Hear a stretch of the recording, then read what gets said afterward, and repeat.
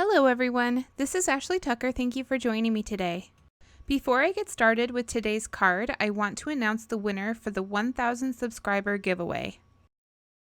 I pulled up a random number generator on Google, and then I went to my list of everyone that's entered into the giveaway to see how many people there are.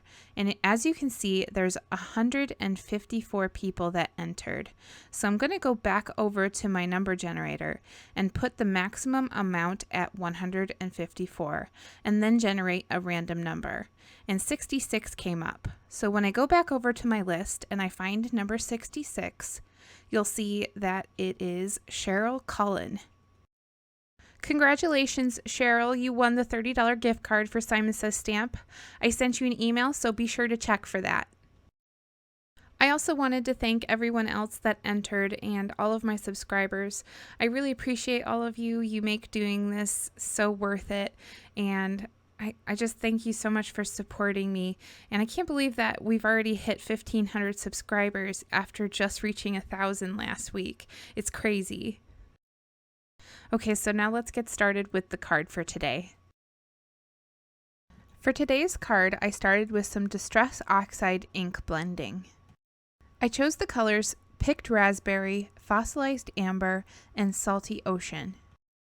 The reason that I chose these three colors is that you can get the whole rainbow out of these three, because when you mix the pink and the yellow, you get your orange, and the yellow and the blue get you your green, and then the blue and the pink get you your purple. I could have picked out a red and done the same thing and gotten more of a true rainbow, but I generally lean more towards pink colors with my rainbows instead of red.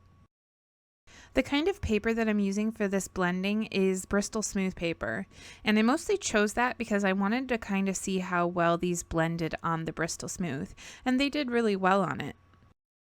Now today's card is going to be a fairly simple card, and I think it's going to be one that's easily replicated. A lot of my cards lately have been a little bit more complicated, so I wanted to take a little bit of a break and relax and do something a little bit easier this time. This card technique requires that you have some sort of group of shape dies. As you can see, I chose to use circles. This is the Hero Arts Nested Circle die set, and I cut out a whole bunch of them using my Big Shot.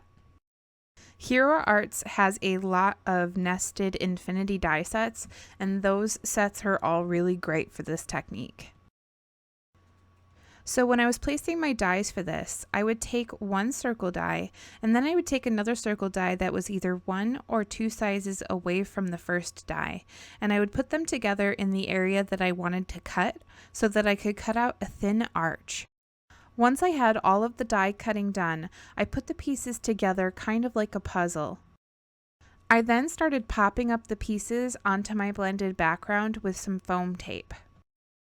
Now, I didn't pop up all of the pieces. Those thin arches that I cut out, I actually left them out so that you can see the background in those areas. So like I said before, you could replicate this technique with pretty much any shape die set. I think that this would look really cool and really geometric if you used square dies or rectangle dies. I also considered using the Cloud Infinity dies for this technique. While I'm finishing up popping up the rest of the pieces, I thought I'd ask everybody a question. I've had a few different people ask me about sending me things like cards, and I'd love to do that, but I don't really want to give out my address. So I was thinking I could get a P.O. box, but it does cost money, and I don't want to get a P.O. box if there isn't enough interest in sending me cards. So I was just wondering, is there anybody else who was thinking that they wanted to send me something? If there is enough people, then I will look into getting a P.O. box. I also considered doing something kind of similar to what Christina Warner did a few years ago, where she would have a theme for the month and everybody would send cards for that theme, and then she'd do a video showing everybody's cards. Is that something that anybody would be interested in doing? Let me know in the comments or through my website. I know that I always loved when Christina Warner did that, and I was really sad when it stopped, but I understand why she stopped it, but it's something that I miss, and I thought that maybe I could do it. Anyways, back to the card. I wanted to do something really fun for the sentiment. So I pulled out this stamp set called Simple Sentiments No. 1, and this is a Kathy Zilski stamp set. I love everything that she does. Her sentiments are always so unique, and this one says, "You're a stellar human."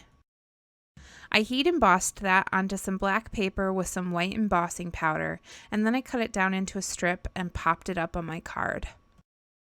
I then took this whole panel and I used my ATG gun to adhere it onto an A2 size card base. Now, I debated on whether or not to add another sentiment to this, or like a die cut word, but I really wanted to keep this very clean and simple and let that background really be the star. To finish up this card, I went over that sentiment strip with my Wink of Stella glitter brush, and then I pulled out a few different sizes of clear sequins and adhered them with some Tombow glue. And then this card was all done. Thank you for watching today. I hope you really enjoyed this simple, clean card design. All of the supplies can be found in the description down below. If you enjoyed watching and you have not become a subscriber yet, I would encourage you to hit that subscribe button so that you can see all of my future videos.